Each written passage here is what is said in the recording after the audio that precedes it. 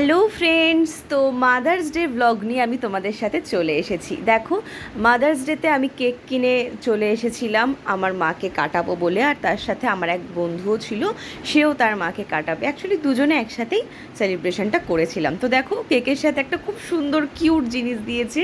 সে মারা বলে না, অনেক হলো পড়তে বস, তো ওইটাই মিও আমরে থেকে দিয়েছিল। দেখে নাও, কেক কাটিং চলছে এখন। খুব আনন্দ করে আমরা মাদার্স ডেটা সেলিব্রেশন করেছি। সন্ধেবেলাটা খুব ভালো কেটেছে। তো চলো তোমরা দেখে নাও পুরো ব্লগটা।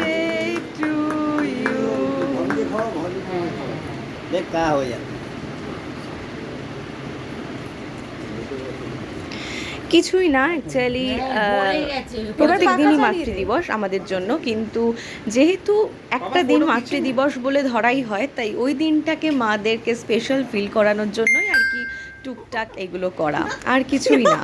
তো বলে দেবে তোমরা তোমাদের কেমন লাগলো। দেখো, আমরা সবাই মিলে হ্যাপি মাদার্স ডে বলে চিৎকার করে উঠেছিলাম। তারপরে স্ন্যাক্সে আলু টিকিয়া ছিল, তারপরে কেক খেয়ে নিয়েছিলাম। আর রাত্রিবেলার ডিনারে সেদিন মাদার্স ডেতে কী করেছিলাম চলো দেখে নাও। খুব সিম্পল ছিল, রুটি, চিকেন কষা আর স্যালাড।